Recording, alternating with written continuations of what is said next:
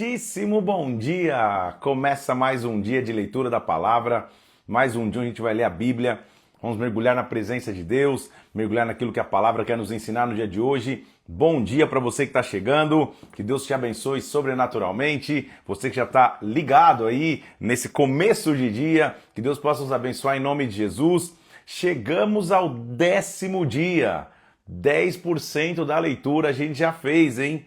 10º dia de leitura da Bíblia. Bom dia, vamos mergulhar na palavra de Deus, na presença do Pai. Tô dando um oi para todo mundo que está chegando aí. Deus abençoe muito o teu dia. Que a gente seja cheio da presença de Deus hoje, que a Bíblia nos ensine. Tô vendo várias pessoas de diversos locais aqui, ó, Espanha, Curitiba. Vai falando onde você tá aí pra gente poder falar. Muitas pessoas, São José dos Pinhais, tem muita gente aí chegando. Que Deus te abençoe em nome de Jesus, que a gente tenha um dia cheio da presença dele, que Deus abençoe tudo que você fizer. Vamos ler a palavra? Vamos para a leitura bíblica. Muito calor em São Paulo, essa hora da manhã já. Que Deus abençoe aí, viu? Curitiba também, um foguinho aí, deve estar calor aqui também hoje. Itajaí, Santa Catarina, Deus abençoe demais você em Itajaí, Curitiba, muita gente já vi aqui. Deus possa te abençoar muito. Vamos para a leitura da Bíblia. Vamos continuar conectado aqui em nome de Jesus. Vamos orar?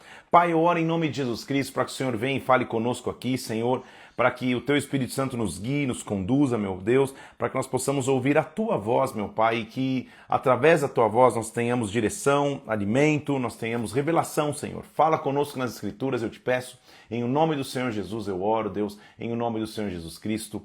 Amém e amém. Deus abençoe. Austrália, alguém está escrevendo, tá frio aqui em Portugal. Muito bem, 500 graus de unção, tamo nessa. Vamos nessa? Pega a palavra de Deus aí, se prepara, abre em Levítico, capítulo de número 23, nós vamos continuar nossa leitura. Nós estamos vendo então o povo se preparando para peregrinar, eles estão aos pés do Sinai, Moisés recebeu de Deus a lei.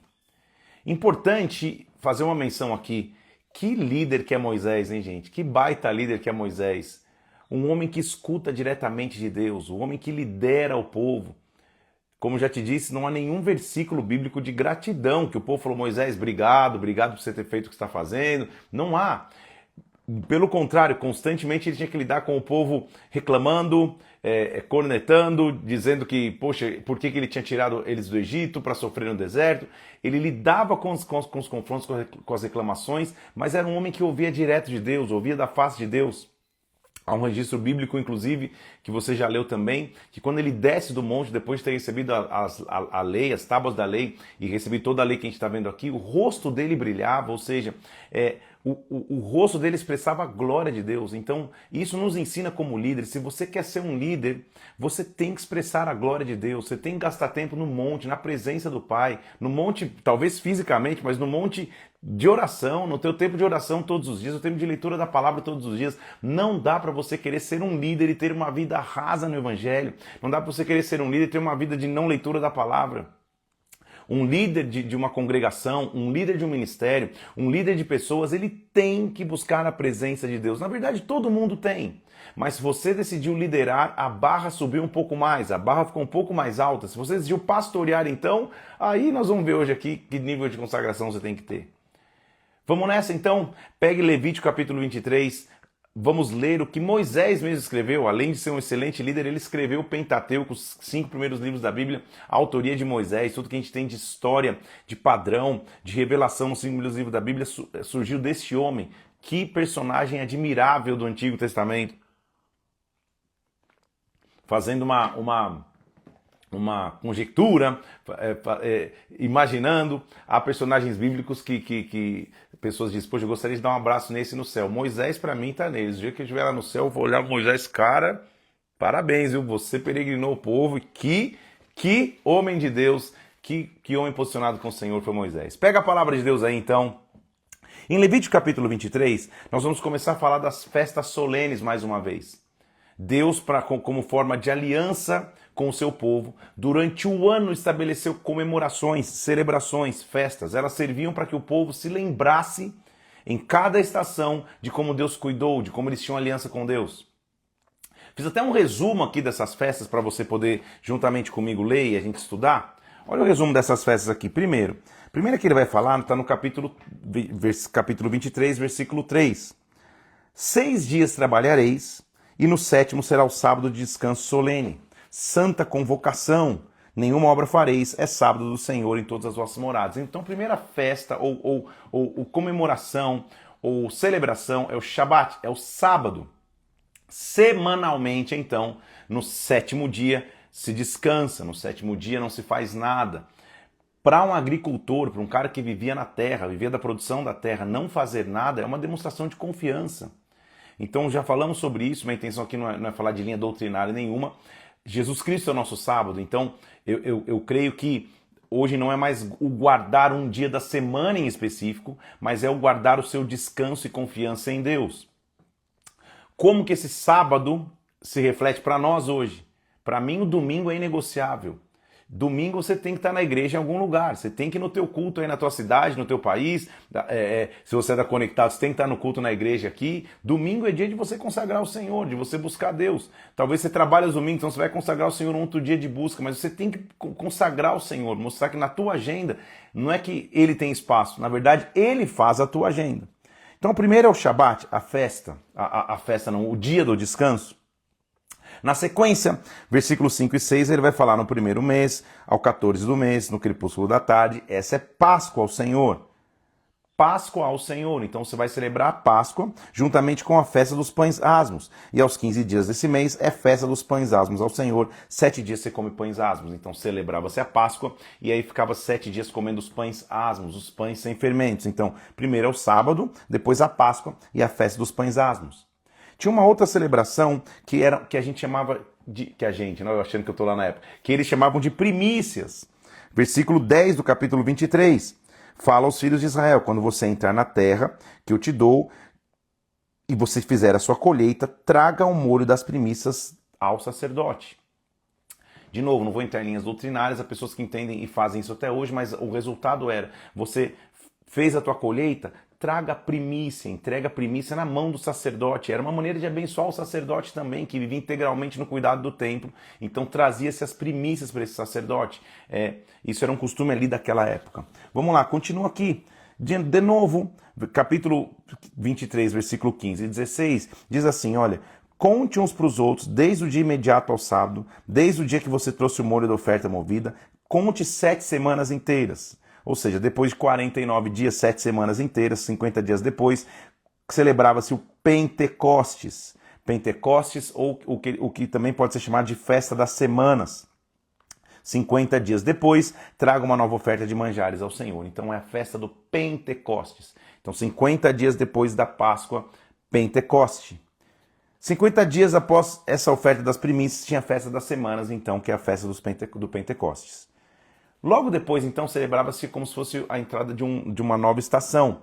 E na nova estação era a festa das trombetas, que é chamada de Rosh Hashanah, a festa das trombetas. Trombetas eram tocadas por todo o dia. Estou falando um panorama geral das festas, melhor do que ficar lendo todos os capítulos aqui.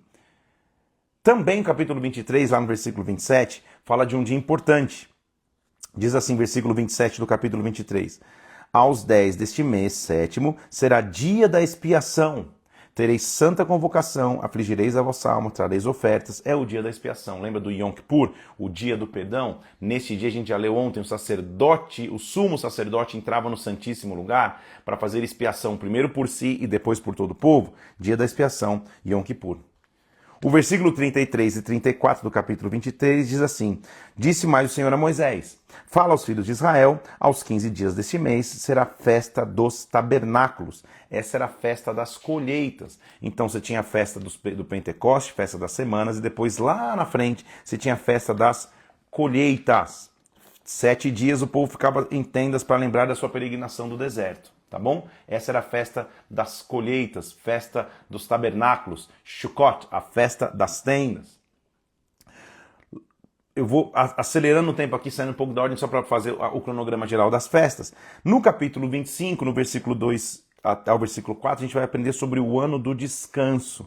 Daqui a pouco eu vou te explicar certinho o que era o ano do descanso. Diz assim, quando você entrar na terra, você guardará um sábado ao Senhor. 6 anos você semeia, 6 anos você poda a tua vinda. No 7º ano haverá o sábado do descanso solene para a terra. Você não semeará o teu campo, nem podarás a tua vinha. Então 7 semanas Depois de 6 anos de trabalho, o 7º ano se descansava a terra. Tinha também o ano jubileu, que depois de 7 ciclos de 7, 49 anos, o 50º ano era o ano do jubileu. Versículo 10 e 13 do capítulo 25. Você vai sacrificar ao Senhor um ano inteiro de descanso. Já vamos falar sobre isso lá na frente.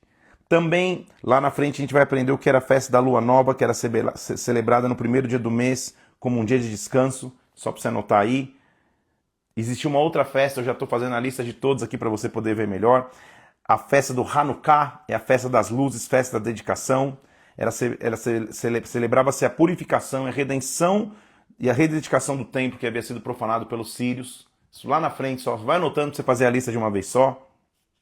E mais na frente ainda, a gente vai aprender sobre a festa do Purim, que é a festa de quando Deus restaurou a sorte do povo judeu. A gente vai aprender isso só quando a gente estiver lendo a história de Esther, tá bom? Eu fiz a lista completa para você já ter de uma vez, para você poder saber quais eram as festas solenes. Quando a gente entrar em detalhe em cada uma delas, eu vou explicar melhor, tudo bem? Logo na sequência, então, o capítulo 24 vai falar sobre o azeite. Como se preparava o azeite para o candelabro. O azeite, então, primeiro, ele era produzido puro da oliveira. O azeite era produzido num processo de esmagamento. Se esmagava a oliva, se pisava a oliva, se prensava a oliva. O azeite, então, leva tempo para ser produzido e vem depois de um esmagamento.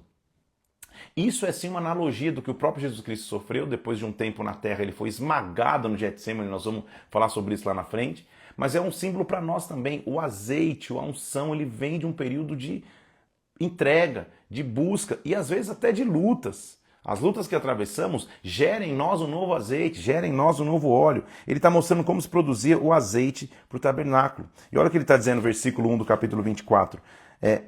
Que a lâmpada esteja acesa continuamente. A lâmpada continuamente estava acesa. Coloque sobre o candeeiro de ouro puro, versículo 4. Você vai conservar a ordem e as lâmpadas perante o Senhor continuamente. Então, continuamente, a lâmpada estava acesa. Continuamente era necessário ter azeite. Na sequência, ele vai mostrar como se separava o pão para a mesa. Em cada sábado, Arão colocava o pão. Semanalmente, ele trocava o pão de cima da mesa. Aí ele para um pouco dos itens e vai falar sobre a pena do pecado de blasfêmia. Se você blasfemasse o nome do Senhor, a congregação apedrejaria o estrangeiro natural. Aquele que blasfemasse o nome do Senhor seria morto. De novo, ele vai prevendo penas. Versículo 17, quem matar alguém vai ser morto. Se matar algum animal, você tem que restituir o animal por igual. E ele vai mostrar a base da lei de Moisés, da lei mosaica. Versículo 20, fratura por fratura. Versículo 20 do capítulo 24, olho por olho, dente por dente. Se ele tiver desfigurado algum homem, assim se lhe fará também. Então era meio que toma lá, dá cá, fez, vai ter igual. Era a base desta lei para que fosse pesada, para que ninguém a infringisse. Versículo 23, então falou Moisés aos filhos de Israel que levassem aqueles que tinham blasfemado fora do arraial, eles foram apedrejados. Então a lei era muito severa. Não é Deus que era severo, a lei de relacionamento com Deus era severa. Você fala, poxa, mas que Deus bravo, que Deus nervoso? Não. A lei só tem peso para aquele que a infringe. Se você anda correto debaixo da lei, você está debaixo de bênção. Agora, se você infringe a lei, existe uma penalidade. Isso funciona até o dia de hoje. Existe uma lei, por exemplo, que você não pode matar ninguém, senão você vai preso. Essa lei só tem peso se você for um homicida. Se você mata alguém, a lei vai ter peso sobre você. Se você nunca matar ninguém ao longo da tua vida, para você essa lei é indiferente. Na verdade, essa lei te protege. Porque te protege de ser assassinado por alguém. Se essa pessoa também teme a lei. Então, o problema não é a lei, o problema é a desobediência. Só que você entenda esse princípio. Então, quando você vê a lei e fala, nossa, mas que punição pesada. Ué, só não infringir. Não quer sofrer a punição da lei? Não infringe a lei. Mas a lei precisa existir para ser um balizador da moral, um balizador do comportamento. Principalmente nessa época, a lei mostrava a aliança que você tinha com Deus ou não. Então, tá bom? O problema não é a lei, mais uma vez. O problema é a desobediência. Não invertamos os fatores.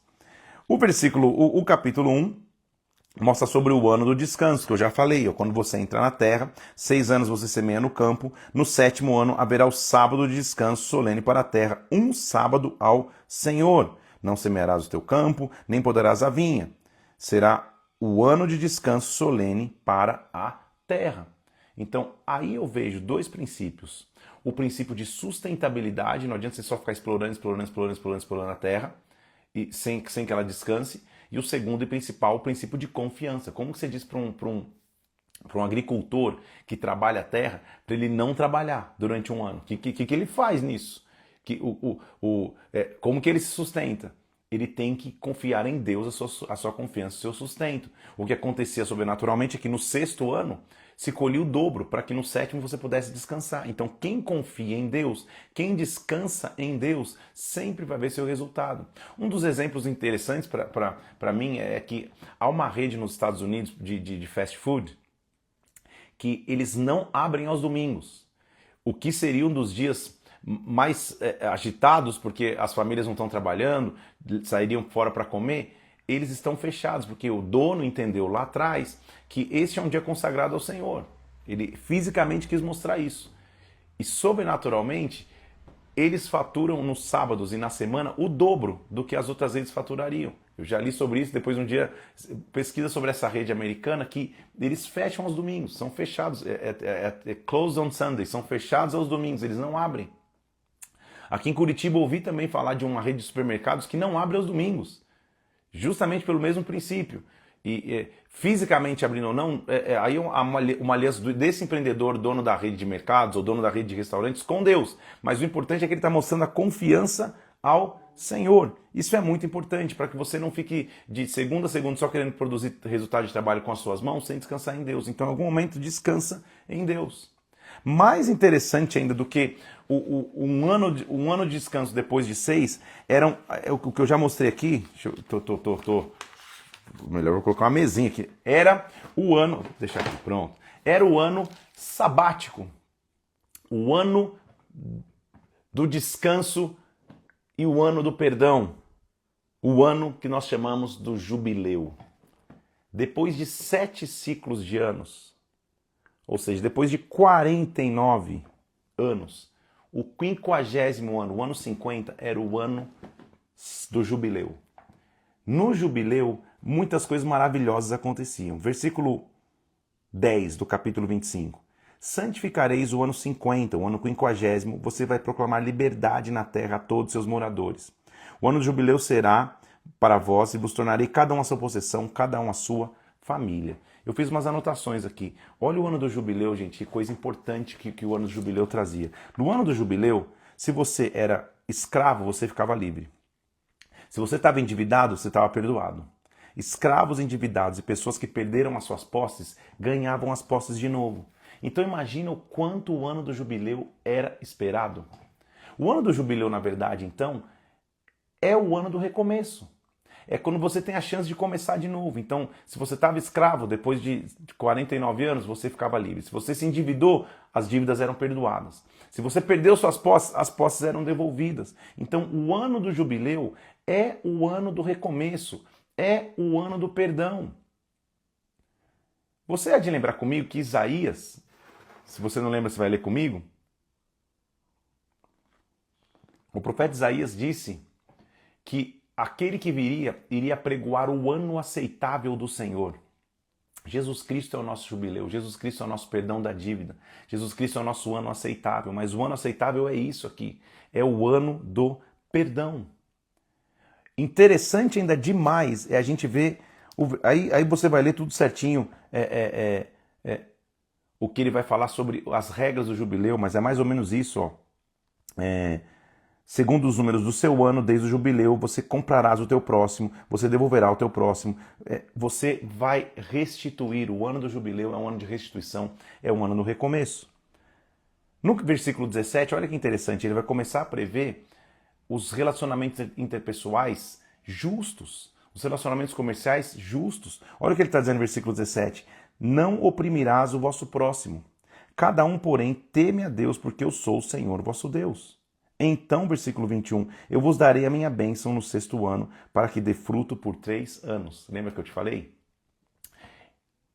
No 6º ano se produzia o suficiente para os 3 próximos anos, então você podia descansar o primeiro, não tem problema nenhum, e mesmo assim você ainda estava debaixo de bênção. Como é bom descobrir essa chave de bênção que vem da parte de Deus. Olha que interessante agora. Preste muita atenção que a gente vai ler a partir do versículo 23. A terra não se venderá em perpetuidade, porque a terra é minha, vocês são para mim estrangeiros e peregrinos. Toda a terra da vossa possessão você vai dar o direito de resgate. Estou falando de uma lei chamada de Levitrato. Anote isso aí, Levitrato. A lei de resgate da terra. Olha como a lei era. Se o teu irmão empobrecer e vender alguma parte das suas possessões, então virá o seu resgatador, seu parente, e resgatará o que o seu irmão vendeu. Então veja que interessante o que a Bíblia está dizendo. O mais importante para o povo ali era a terra, pedaço da terra. Nós vamos ver que quando eles entram na terra prometida, eles iam dividir os pedaços de terra entre as tribos. E o que ele está dizendo? Há uma lei que protege o legado da terra. Se em algum momento teu irmão empobrecer, tua família empobrecer, e você tiver que vender parte da terra que era tua, você vai ter o direito de resgate. Na linhagem poderá vir um resgatador. Guarda esse tema aí, ó. Guarda um resgatador. Se alguém tiver o resgatador, versículo 26, se alguém não tiver resgatador, porém vier a tornar-se próspero e achar o bastante com que remir, então contará os anos da venda e você vai poder comprar de volta. Mas, se as suas posses não permitir reaver a terra que for vendida ficará na mão do comprador até o ano do jubileu. E no ano do jubileu a terra voltará à sua possessão. Meu Deus do céu, calma aí. Vamos tentar explicar em português. Imagine que a família Silva, sei lá, hipoteticamente falando, tinha um terreno. O cara ficou pobre, se endividou, teve que vender a terra para a família Soares. De duas formas essa terra poderia ser comprada de volta. Na linhagem da família Silva, um parente lá na frente tinha condições de comprar a terra de volta. Ele é o chamado do resgatador. Ele é originalmente dono da família da terra. Ele, que era parente próximo dos Silvas, ia lá no Soares, lá no futuro, e falou, ó, eu sou parente do dono da terra, eu posso comprar a terra de volta. Ponto. Acabou. Transação prevista na lei. A terra, como perpetuidade, pertence à família Silva. Tá entendendo aí comigo? Ah, mas a família Silva não tem nenhum resgatador apto para comprar. Não tem problema. No jubileu, no ano do perdão das dívidas, é obrigado a família Soares devolver a terra para a família Silva, porque a terra pertence a eles. Estão comigo aqui? Então, a lei é, a terra pode ser resgatada por um parente próximo. O que Jesus fez por nós, gente? Jesus, filho de Deus, parente mais próximo que o Criador da humanidade não existe. Veio para uma terra que estava dominada pelo pecado e falou, eu tenho direito de resgate. Eu vou comprar a terra. Só que o resgate é eterno, porque além de ser o resgatador da terra, eu sou o jubileu, eu sou o perdão eterno. Jesus Cristo é o resgatador, Jesus Cristo é o nosso jubileu, Jesus Cristo é o resgate da terra para sempre. Isso tem que nos empolgar. Quando Jesus veio falando, eu vim cumprir a lei e não revogar, é isso que ele está dizendo. Eu vim cumprir a lei, eu como parente do dono da terra, eu vim resgatar a terra que havia sido perdida. A terra não é dominada mais pelo inimigo, a terra é dominada pelo poder de Jesus Cristo. Aleluia, isso aqui já virou uma pregação, mas é isso mesmo. Aí ele continua mostrando leis que mostram o cuidado social e o cuidado com os pobres, para que você pudesse olhar para aquele necessitado e ajudá-lo. Olha que interessante, versículo 35 do capítulo 25. Se o teu irmão empobrecer, se as suas forças decaírem, então você vai sustentar o seu irmão. Como estrangeiro e peregrino ele viverá contigo, ou seja, traz ele e ajuda-o. Eles iam acampar em tribos, então ajuda o teu irmão para que ele tenha a chance de crescer de novo. Olha o que ele está dizendo, inclusive, da proteção comercial entre os irmãos. Não receberá do seu irmão juros nem ganho. Teme ao teu Deus para que teu irmão viva contigo. Não lhe darás teu dinheiro com juros, nem lhe darás o teu mantimento por causa de lucro. Eu sou o Senhor vosso Deus, que vos tirei da terra do Egito, eu vou te dar Canaã. Então ele está dizendo, vê o teu irmão empobreceu, dá uma oportunidade para ele recomeçar e não explora, isso que ele está dizendo, não empresta juros, não visa lucro em cima dele, era maneira de proteger para que todas as famílias tivessem a chance de um recomeço. Era era sim um projeto de cuidado social, inclusive. Veja como Deus pensava em tudo, inclusive nos escravos. Se o teu irmão se empobrecer, versículo 39, e tiver que se vender a ti, você não vai fazer servi-lo como escravo. Com o jornaleiro e peregrino estará contigo. Ou seja, jornaleiro é aquele cara que trabalhava um dia e ganhava uma diária de trabalho. Pague o seu trabalho. Até o ano do jubileu ele vai te servir, depois ele vai ficar livre. Não fique senhor dele, versículo 43, com tirania. Teme ao Senhor teu Deus. Mesmo que ele tivesse sido vendido, versículo 48, depois de haver se vendido, ainda haverá resgate para ele. Um dos seus irmãos poderá resgatá-lo. Então veja como Deus protegia para que não houvesse exploração, para que não houvesse empréstimo ilegal e a escravidão não durasse para sempre. Sempre o jubileu estava proposto. O capítulo 26 vai mostrar, primeiro, um cuidado contra a idolatria. Lembra que eles estavam vindo do Egito e eles poderiam tentar incorrer nas práticas do Egito. Então ele já vai dizendo, não fareis para vós ídolos, nem levantareis imagem de escultura, nem coluna, nem poreis pedra com figuras na vossa terra, porque eu sou o Senhor seu Deus. Guarde os meus sábados, reverencie o meu santuário, ou seja, não precisa de ídolos. Moisés está lembrando, através do Senhor, que a cultura do Egito ficou para trás. Ele vai mostrar a bênção que se decorre em obedecer a Deus. Quem obedece a Deus colhe bênção. Se você andar nos meus mandamentos, cumprir os meus estatutos, eu vos darei as vossas chuvas no seu tempo, e a terra dará sua colheita, a árvore do campo o seu fruto. Então o que ele está mostrando? Para um agricultor que depende do plantio e de chover, obedecer a Deus é resultado imediato de bênção. Obedecer a Deus, a chuva vai vir. Olha o que ele diz, se você obedecer a Deus na sua aliança, perseguireis os vossos inimigos, eles cairão à espada diante de vocês. 5 de vocês vão perseguir 100, 100, 10.000, os vossos inimigos cairão à espada diante de vós. Para vós outros olharei, os farei fecundos, multiplicarei, confirmarei a vossa aliança convosco. Que bênção é obedecer a Deus. E aí vem a nossa frase de hoje aqui, ó. Comereis o velho da colheita anterior, até dar lugar ao novo, você vai tirar fora o velho. Nossa frase de hoje é, dê lugar ao novo. Quem obedece a Deus, vive da colheita antiga por um tempo. Mas chega um tempo e fala, calma aí, deixa eu dar lugar ao novo. Deixa eu abrir o espaço, porque o novo de Deus está chegando. Dê lugar ao novo. Eu quero profetizar bênçãos novas de Deus sobre as nossas vidas, sobre a sua casa, sobre a sua família, sobre o seu ministério, sobre as suas finanças, sobre a sua vida profissional, acadêmica. Dê lugar ao novo. Essa é a nossa frase de hoje. Quem obedece a Deus sempre vai receber coisas novas. Que hoje, 26 de fevereiro, você receba coisas novas de Deus. Versículo 11, porei meu tabernáculo no meio de vós, a minha alma não vos aborrecerá, andarei entre vós, eu serei o vosso Deus e vocês vão ser o meu povo, eu sou o Senhor, eu vos tirei do Egito para que você não fosse mais escravo.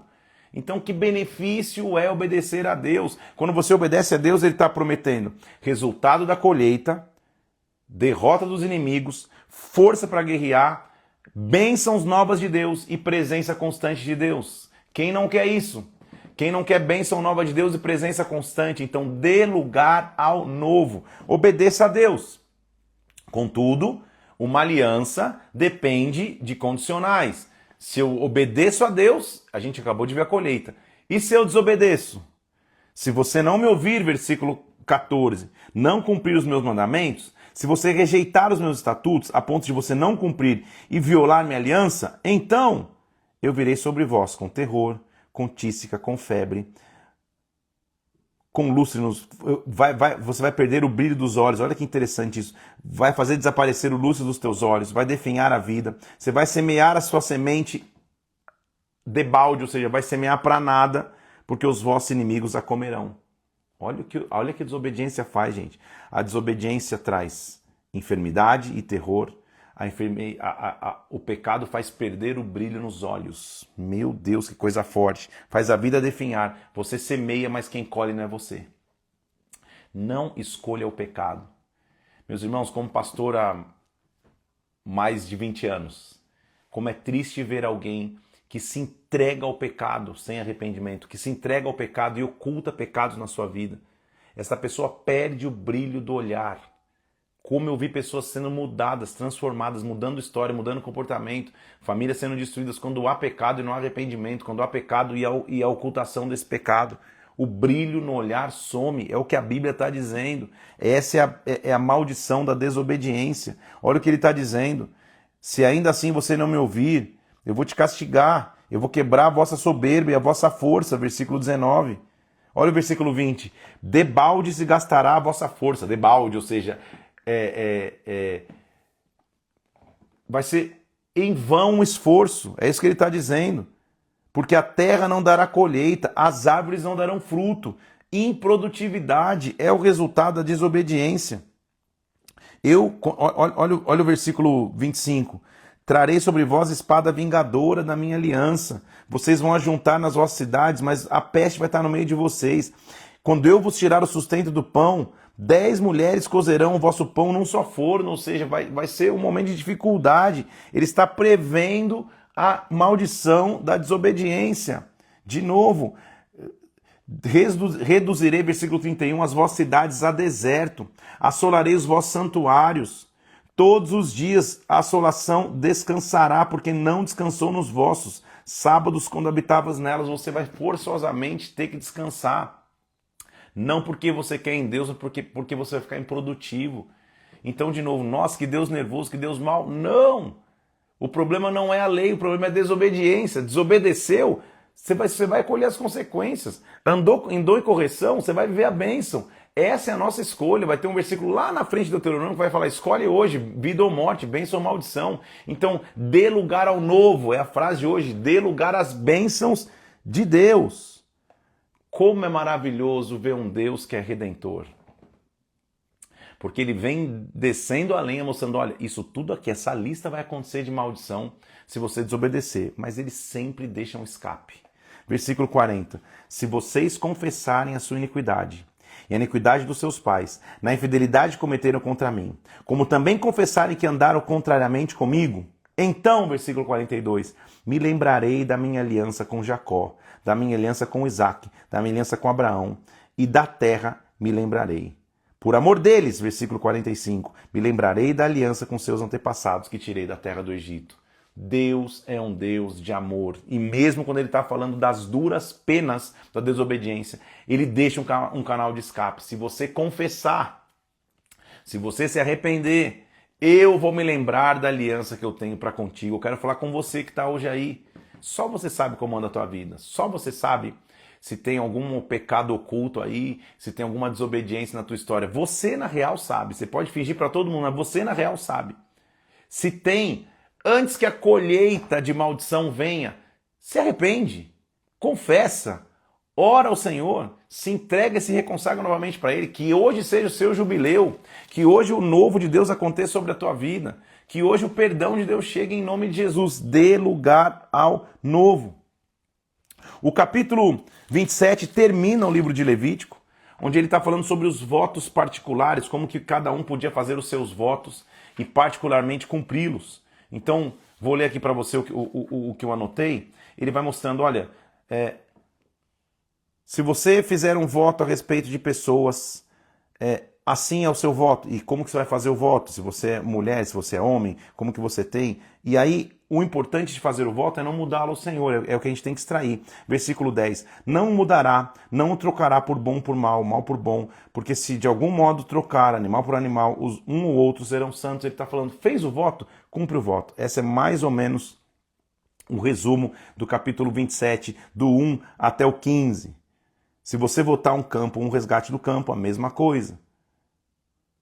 E por último, que é o mais importante do capítulo 27, ele vai explicar o que seriam as dízimas da terra. Versículo 30.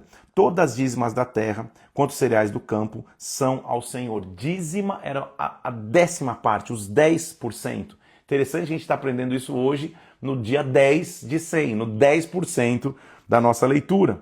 Olha o que ele está dizendo. No tocante às dízimas do gado, do rebanho, tudo que passar debaixo do bordão do pastor, o dízimo será santo ao Senhor. Dízimo é a 10ª parte. A 10ª parte da tua renda é o que você traz aos pés do Senhor. Há linhas que dizem que o dízimo não existe mais nos dias de hoje. Eu discordo veementemente, porque o dízimo não é lei de Moisés. O dízimo é aliança com Deus. Quem deu o primeiro dízimo foi Abraão, a gente já leu isso. Abraão vem antes de Moisés. Então, dízimo para mim é aliança. Agora, se você precisa ser convencido a dar dízimo, talvez você nem tenha que dar mesmo, porque o teu coração, então, precisa rever a tua aliança com Deus. Agora, aquele que tem aliança com Deus, expressa confiança, traz sim o dízimo, entrega o seu dízimo na casa onde frequenta, na igreja onde frequenta, na instituição onde frequenta. Traz o dízimo ao Senhor, porque você mostra a tua aliança com Ele. E também você está provendo que a igreja continue avançando, que a igreja continue sendo sustentada, que os projetos continuem acontecendo como igreja. Mas você com o Senhor tem a sua aliança. Ele termina mostrando essa aliança. Termina o livro de Levítico, que em suma tem que nos ensinar. Existe bênção em ser aliançado com Deus. Existe bênção em caminhar com Ele.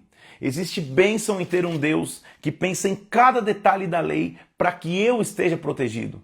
Então a lei não é um peso para aquele que anda em obediência. É isso que você tem que extrair hoje de Levítico. A lei não é um peso para aquele que tem aliança com Deus. Agora, desobedeceu, a lei vai ser um balizador para que você volte para o prumo. Então, não quer sofrer a punição da lei? Anda na lei. É simples,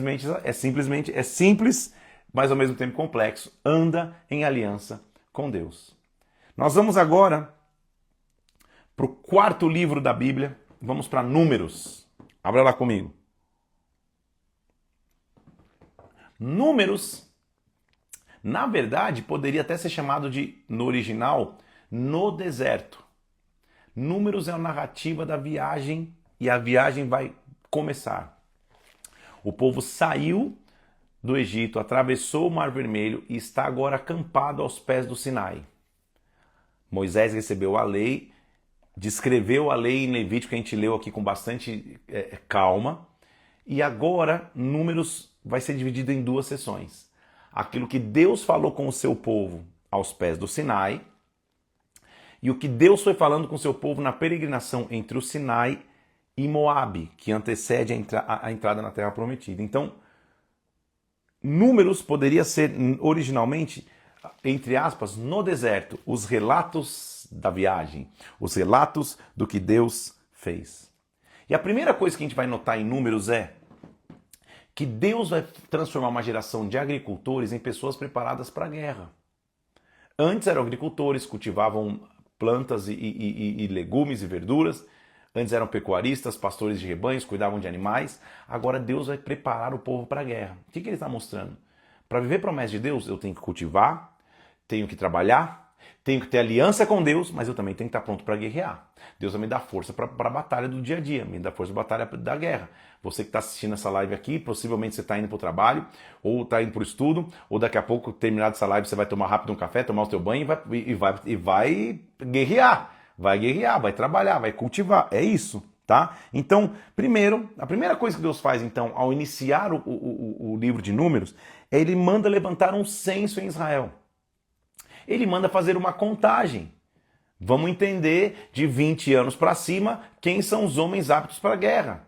Vamos entender o tamanho do nosso exército, é isso que ele está dizendo. Vamos entender o quanto a gente está preparado. Então ele vai dar essa orientação. Versículo 2 do capítulo 1 de Números: levante o censo de toda a congregação dos filhos de Israel, contando todos os homens nominalmente, cabeça por cabeça, da idade de 20 anos para cima, todos capazes de sair em guerra. Este vocês vão contar, segundo os exércitos, você e Arão vão contar. De cada tribo, levante um homem que seja o cabeça da casa dos seus pais. Então cada tribo ia ter um líder, cada tribo ia ter um príncipe, e conte tribo por tribo quantos são os homens acima de 20 anos que estão prontos para a guerra. Aí você vai ler com calma ali, e até, se você tem o box, no box está bem explicadinho ali, ó, o cabeça de cada tribo, a quantidade de cada tribo. Por isso você precisa ter esse material aqui, tá?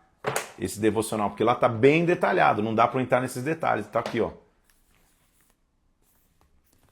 O box de leitura da Bíblia. Vai lá no feliparente.com e adquire o seu, que você vai ter muito material. Mas, bem, voltando aqui. Você pode ler com calma do versículo 5 ao versículo 15 todas as tribos e quem foram os seus líderes.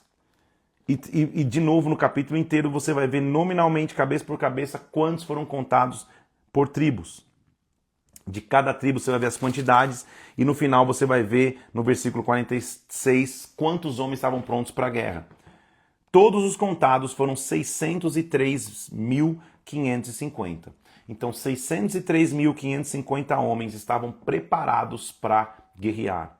Esse era o exército de homens acima de 20 anos, contado em todas as tribos. Contudo, é interessante a gente observar que uma tribo não foi contada para a guerra. A guerra dessa tribo seria diferente. É a tribo dos levitas, a tribo dos sacerdotes. Versículo 47. Os levitas, segundo a tribo dos seus pais, não foram contados entre eles. Porque o Senhor tinha falado para Moisés, Moisés, não conte a tribo de Levi, nem levante o censo entre os filhos de Israel, porque incumbe a você e os levitas cuidarem do tabernáculo do testemunho. Eles ministrarão no tabernáculo e vão se acampar ao redor dele. Então, entenda comigo que uma percentagem das tribos ia estar dedicada exclusivamente ao cuidado do templo. Um dia eu estava conversando com uma pessoa num aconselhamento e eu ri para não chorar, que a pessoa perguntou, mas pastor Felipe, me explica uma coisa, você é só pastor, você não trabalha? E eu falei, não, eu prego, né, todo domingo, depois que eu prego, eu passo a semana jogando videogame, dormindo, descansando, e no domingo eu venho pregar. Essa é minha... Gente, a vida de um pastor, a vida de quem está em tempo integral na obra, às vezes a carga horária é mais intensa do que quem está no mundo corporativo, porque você está o tempo inteiro de prontidão, reunindo, planejando, aconselhando, administrando, literalmente a igreja, cuidando de vidas, aconselhando vidas, visitando, indo pregar em outros lugares. É um trabalho. A dedicação ao templo, a dedicação à obra é também um trabalho, com características distintas, com características diferentes. Não é todo mundo, é a minoria, como foi aqui, como foi em Israel, mas há um percentual de pessoas que Deus vai chamar. Fique em tempo integral para mim. Eu vou cuidar de você. E na maioria das vezes, como foi no meu caso, vai ser uma renúncia. Você vai renunciar a uma carreira profissional, você vai renunciar a ganhos profissionais, mas você vai se entregar a Deus para cuidar da congregação. É isso, tudo bem? Então não é demérito para ninguém entender, se essa pessoa foi chamada, que ele vai servir a Deus em tempo integral. Os levitas faziam isso. Os filhos de Israel se acamparão no seu arraial, cada um segundo com a sua tribo, e os levitas vão acampar ao redor do tabernáculo. Os levitas, então, eles iam passar a cuidar, e cada bandeira de cada tribo, eles estariam acampados. Eu já te mostrei esse desenho aqui, ó. Era mais ou menos assim, ó, em formato de cruz.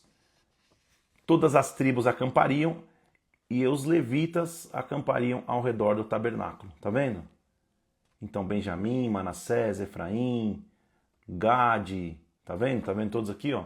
Simeão, Ruben, Dan, Aser, Naftali, Judá, Issacar e Zebulon. Depois você põe no Google aí, ó. Acampamento das tribos de Israel ao redor do tabernáculo, tá bom? Então assim eles se acampariam e os levitas não iriam para a guerra, porque a guerra deles era cuidar do tabernáculo. Agora pensa no tamanho do trabalho que é. Os utensílios dos levitas. Na verdade, no capítulo 3 e 4, ele vai mostrar mais especificamente, inclusive, como era a função de cada levita. Por exemplo, os coatitas, só eles poderiam levar a Arca da Aliança embalada num véu. Os coatitas faziam isso. Na verdade, eram 22 mil levitas e cada um tinha sua função. Deixa eu ler para você aqui, ó. Só para a gente... Eu deixei separado e anotado aqui, deixa eu ver onde eu coloquei. Isso, aqui mesmo, olha lá. Os coatitas, eles transportavam a arca, envolviam com o véu a arca, guardavam os pães da mesa da proposição. Tudo dentro da tribo dos levitas. Os gersonitas levavam as cortinas, a tenda, o reposteiro, as cortinas. Então, coatitas cuidavam de itens e utensílios, e os gersonitas, os descendentes de Gerson, dentro da tribo de Levi, eles cuidavam dos panos, da tenda propriamente dita. Então até dentro dos levitas havia divisão de trabalho, só que tudo era muito sagrado. Olha só, onde eu li isso aqui, ó.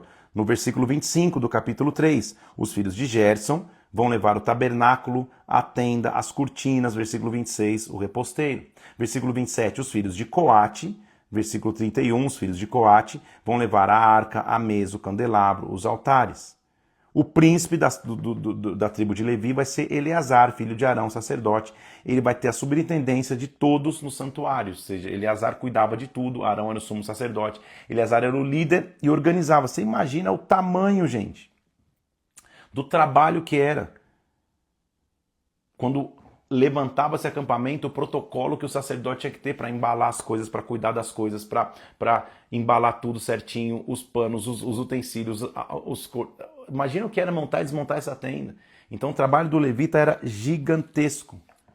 Tinham 22 mil levitas na tribo, lá versículo 29. Ó. Todos que foram contados os levitas por Moisés e Arão eram de 22 mil. Esses aqui não pegavam espada na mão, não cultivavam animais, plantas, ou não criavam animais, mas cuidavam intensamente do templo. Eles inclusive consagravam todos os levitas, os primogênitos, animais, eles trabalhavam realmente. O capítulo 4 de novo fala dos deveres dos coatitas, como eles cuidavam dos transportes da arca, e é bem específico. Olha o versículo 5. Quando partir o arraial, Arão e seus filhos virão, tirarão o véu de cobrir, com o véu vão cobrir a arca do testemunho, vão cobrir com peles finas, vão pegar a mesa, vão colocar os pratos, vão estender o carmesim. Tinha um protocolo para carregar a arca, para carregar os utensílios. O que a gente aprende com isso hoje? Há um protocolo para estar na presença de Deus e carregar a sua presença. Então ele mostrava certinho tudo como tinha que ser feito. Versículo 15 do capítulo 4. Havendo Arão e seus filhos, ao partir o arraial, acabado de cobrir o santuário e todos os móveis, então os filhos de Coate vão vir para levá-lo. Nas coisas santas não tocarão, para que não morram. Estas coisas, atendendo da congregação, só os filhos de Coate devem levar. Então havia um protocolo de transporte dos utensílios do tabernáculo. Você vai ler com calma, então, os capítulos 3 e 4, para você entender esses protocolos dos filhos de Coate, Gerson e os de Merari, que também vão levar os utensílios da congregação, os varais e assim vai. Tudo bem? Todos que foram contados levitas por Israel, os príncipes de Israel, foram contados 8.500 que estavam mais diretamente ligados a esses transportes que eu te falei. Então eram 22 da tribo de Levi, 8.580 ligados diretamente ao transporte dos utensílios. Pensa no trabalho que dava. O capítulo 5, ele vai mostrar como o leproso e o imundo devem ser lançados fora do arraial. Eu já falei sobre isso ontem, inclusive como o leproso era limpo depois com o sangue do cordeiro e com o óleo sobre a sua cabeça, sobre a sua orelha, sobre a sua mão e sobre o seu pé. Ele está voltando rapidinho a lembrar como que o leproso tinha que ser excluído do arraial. No capítulo 5 ele também vai falar sobre a lei da restituição. Quando você cometeu um pecado contra alguém, você vai confessar o pecado, versículo 7, que você cometeu e fará plena restituição, acrescentando uma quinta parte contra quem foi culpado. Esse é um princípio interessante. Você feriu alguém? Não é só pedir perdão a Deus. Ofereça restituição. Vá até essa pessoa e peça perdão. Então, eu acabei de dar um exemplo aqui. No adultério, adulterou? Cara, pede perdão a Deus, mas peça perdão ao seu cônjuge. Restitui. Feriu alguém na tua caminhada? Poxa, feri alguém, lesei alguém financeiramente, tal. Deus te incomodou? Peça perdão a Deus e, se possível for, e se estiver nas suas condições, se estiver nesse contato, procure a pessoa e peça perdão. E restitua, inclusive. O que a Bíblia está dizendo, se tiver condições, restitui. Cara, eu te lesei, quero te restituir. Estava te devendo, fingi que não estava devendo, quero te restituir. Isso é Bíblia. Princípio de restituição. Agora, olha que interessante como eles tratavam o adultério propriamente dito. Se o esposo começasse a suspeitar que havia um adultério na esposa, olha como ele fazia. Versículo 12 do capítulo 5. Se a mulher de alguém se desviar e lhe for infiel, de maneira que algum homem se tenha deitado com ela e for oculto aos olhos do seu marido, ela também tiver ocultado, se não houver testemunha, e o espírito dos ciúmes vier sobre o marido fica meio, calma aí, o que está acontecendo? Alguma coisa está estranha. Este homem virá perante o sacerdote e trará sua mulher. Olha como funcionava na época. O sacerdote, versículo 16, fará chegar a mulher e a colocará na presença do Senhor. O sacerdote, olha o detector de mentiras como era, hein? Sangue de Jesus. O sacerdote pegará a água num vaso de barro, versículo 17, pegará um pouco do pó do chão do tabernáculo e colocará na água. Então o sacerdote pegava um vasinho de barro com água, um copinho de água, pegava uma pitadinha de pó do chão do tabernáculo, jogava na água, bebe, minha filha, bebe aí para ver o que vai acontecer. E olha o que acontece, a mulher soltará os seus cabelos, colocará a mão na oferta e vai beber, e a água amarga, e o sacerdote dizer, olha, se ninguém aceitou contigo, se você não se desviou da imundícia, se você está livre, fica tranquilo, as águas amargas você vai ser livre, mas se você se desviou, se o seu marido, se você se deitou com alguém que não é o seu marido, você vai ter consequências. Então, a água se tornaria amarga. Adultério é água amarga.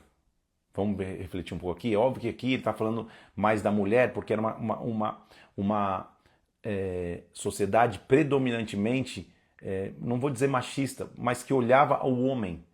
A gente mudou a cultura agora, né, gente? Então, o adultério é água amarga, independente de que lado for. Se você escolher adulterar, é água amarga, é água de maldição. E a mulher bebe água. E o que vai acontecer? A água amaldiçoante vai penetrar nas tuas entranhas. O teu ventre vai inchar, versículo 22, e a tua coxa vai descair. Pensa no detector de mentira? Imagina você entrar no gabinete pastoral, vim com uma dúvida aqui, o pastor fala, bebe aguinha os dois aí, meu filho, vamos ver o que vai acontecer. Era mais ou menos isso. O ventre inchava e a coxa descaía. O que significa isso? Coxa, você já aprendeu comigo? É local de juramento na cultura judaica. Coxa descaída é a tua capacidade de jurar, a tua credibilidade vai descair. Ventre é local que produz vida, você vai se tornar infrutífero, a vida não vai ter mais. Então, adultério é água amarga, que acaba com a tua credibilidade e incha o teu ventre, você deixa de produzir. Eu nunca vi, nos mais de 20 anos de ministério pastoral, quem escolheu o caminho do adultério e se deu bem. Adultério é água amarga, fuja todos os dias. Adultério é água amarga. Versículo 24. A mulher beberá água amarga e trará consigo maldição. A bebida lhe causará amargura. Adultério é água amarga. Podia até ser a frase de hoje, mas também é demais, né? A frase de hoje é dê lugar ao novo, mas não esqueça disso. Tudo bem, gente? Capítulo 6, ele vai mostrar a lei do nazireado, a lei do nazireu. O nazireu era um sacerdote que escolhia se consagrar ainda mais. E porque ele se consagrava ainda mais, ele se restringia de alguns alimentos, ele não cortava os pelos do seu corpo. Então, o nazireu era alguém consagrado ao Senhor. Essa era a lei do nazireu. Personagens bíblicos famosos eram nazireu, como Sansão, a gente vai ler lá. Por isso que ele não podia cortar os cabelos. Então, isso mostra que mesmo o sacerdote, em alguns momentos, Deus vai pedir um item mais importante de consagração. E só você sabe o porquê. Só Deus sabe, você não precisa ficar anunciando. Quantas vezes você sobe para pregar e você está só na água. Você está jejuando, você está buscando a Deus, você está num monte de oração, porque pro sacerdote, às vezes, Deus vai pedir um outro nível de consagração e de entrega. A lei do nazireado era essa. O sacerdote não cortava os pelos do corpo e não tocava em nada morto. Ele se consagrava efetivamente ao Senhor nos dias do seu nazireado, ele estava num outro nível de consagração. Sacerdote sempre tem que estar em consagração. Se você é sacerdote, em algum momento você tem que estar em jejum, você tem que estar em oração, você tem que estar em leitura, você sempre tem que estar em consagração. Você não vive a vida meio away, não. Você sempre está consagrado. Inclusive, neste capítulo, Moisés vai ensinar a Arão o que era a bênção sacerdotal, que é muito conhecida. Há igrejas, inclusive, que terminam seus cultos falando a bênção sacerdotal. Olha o versículo 24 do capítulo 6. Que o Senhor te abençoe e te guarde, que o Senhor faça resplandecer o rosto sobre ti e tenha misericórdia de ti. O Senhor sobre ti levante o rosto e te dê paz. Bênção sacerdotal. Tem igrejas que terminam até o culto assim. É uma bênção de sacerdote. O sacerdote é capaz de abençoar. Capítulo 7 vai mostrar que quando Moisés acabou de levantar o tabernáculo, ele ungiu, consagrou os utensílios e os príncipes das tribos trouxeram a sua oferta. Cada tribo trouxe a sua oferta de consagração para o templo. E o Senhor falou para Moisés, versículo 5, recebe deles, eles serão destinados a serviço da tenda da congregação, você vai dar aos levitas, cada um segundo o seu serviço. E aí vai ter toda a lista do que eles consagraram, e não era pouca coisa. Carros de boi, carros de entrega, para os filhos de Coate, para os filhos de Gerson, para os filhos de Merari. Então cada príncipe se apresentará à oferta da sua tribo. Percebe que como tudo era movido com voluntariedade, aliança e oferta, com aliança com Deus? Depois você lê o capítulo 7, você vai ler a lista do que os príncipes de cada tribo entregou. E há um resultado na entrega. Há um resultado na consagração. Olha o versículo 89 do capítulo 7. Quando entrava Moisés na tenda da congregação para falar com o Senhor, então ouvia a voz que falava por cima do propiciatório, que está sobre a arca do testemunho, entre os dois querubins. Assim lhe falava. Meu Deus do céu. Você entendeu o que a Bíblia está dizendo? Que a arca era tipo uma caixa de som, entre aspas. Que Moisés, quando entrava, depois de todo esse sacrifício, toda essa entrega, Moisés, quando entrava no propiciatório, da tampa da arca, propiciatório é a tampa da arca, da tampa da arca saiu uma voz. Moisés, meu Jesus amado. A entrega, o sacrifício de todos, dava acesso à voz de Deus. Dê lugar ao novo, porque você, dando lugar ao novo, obedecendo a voz do Senhor, você vai escutar a voz de Deus.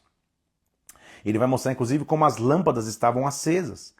Olha só o versículo 2 do capítulo 8. Quando você colocar as lâmpadas, coloque de tal forma que as 7 lâmpadas iluminem a frente do candelabro.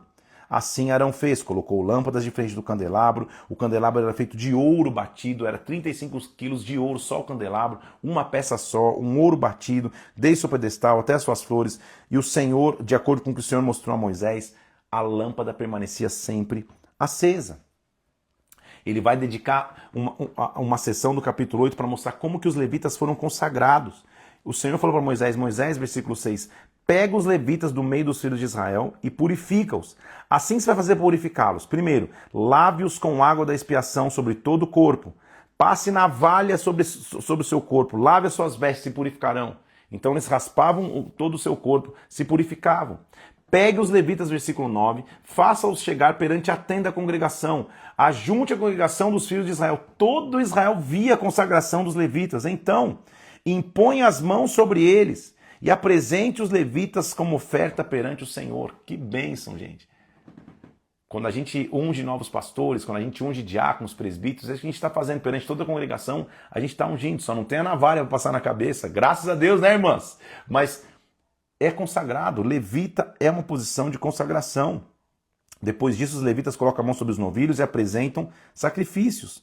Os levitas se purificaram, versículo 21, e lavaram as suas vestes. Isso é o que toca os levitas, versículo 24. Da idade de 25 anos para cima, eles vão entrar na congregação. Da idade de 50 anos, já não mais servirão. Então, eles serviam dos 25 aos 50. Pensa se era intenso o trabalho do levita. Pensa se era intenso o nível de consagração. 25 anos era o tempo que eles serviam. Dos 25 aos 50 era dedicação extrema e completa. Nossa leitura termina hoje com o capítulo 9, ele lembrando mais uma vez a celebração da Páscoa. Falou o Senhor a Moisés no deserto do Sinai, celebrem os filhos de Israel a Páscoa no seu tempo. Então lembra que a Páscoa representava a passagem. Então ele está já no Sinai, lembrando, não esqueça de celebrar a Páscoa.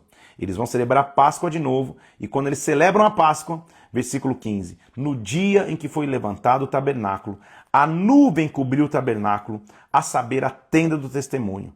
E assim era de contínuo. Nuvem cobriu o tabernáculo de dia e de noite fogo.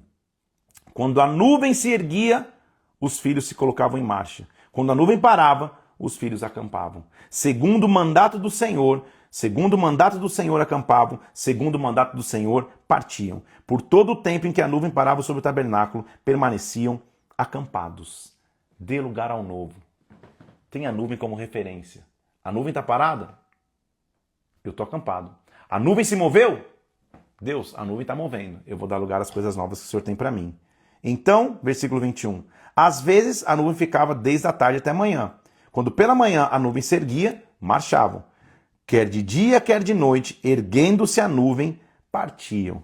Se a nuvem se detinha sobre o tabernáculo, 2 dias ou 1 mês, os filhos de Israel permaneciam, não se colocavam em marcha, aguardando, segundo o mandato do Senhor, versículo 23, se acampavam, segundo o mandato do Senhor, se punham em marcha, cumpriam o seu dever com o Senhor, segundo a ordem dada a Moisés. Senhor, eu quero ser guiado pela nuvem. Eu quero ser guiado pela nuvem. Nossa frase de hoje é: dê lugar ao novo. Eu quero ser guiado pela nuvem. Que a nuvem de Deus nos guie. Que a nuvem de Deus nos acompanhe. Que a nuvem de Deus seja contigo todos os momentos. Como é rico ler a palavra de Deus. como é rico ver que agora nós estamos nos preparando para a viagem começar. Até então, o povo atravessou o mar, se acampou aos pés do Monte Sinai, ouviram a lei, receberam a instrução, aprenderam a fazer o tabernáculo. Amanhã a viagem começa. Faça suas malas, porque amanhã nós vamos viajar. Começa amanhã a peregrinação do povo de Deus. A gente vai ver quais foram os desafios dessa peregrinação. Dê lugar ao novo, eu vou ser guiado pela nuvem. Que Deus abençoe o teu dia, que Deus abençoe a tua história, que nós aprendamos a andar na bênção da obediência. O problema não é a lei, o problema é a desobediência. Guarda isso aí contigo. Vou subir agora essa live. Assim que eu subir, vou te pedir um favor. Bomba de comentar. Vamos engajar essa live aqui para que mais pessoas recebam. Tira um segundinho e comenta. Gostaria que todos aqui comentassem. Tem 522 pessoas agora aqui, ou mais que assistem. Cerca de 15, 16 mil pessoas assistem por dia essa live. Comenta. Você já imaginou a gente ter 16 mil comentários numa live? Conto contigo. Deus te abençoe. Escreve aí, dê lugar ao novo, ou escreve, eu vou ser guiado pela nuvem. Que nós vivamos a bênção da obediência. Deus te abençoe. Até amanhã, a viagem vai começar. Deus te abençoe.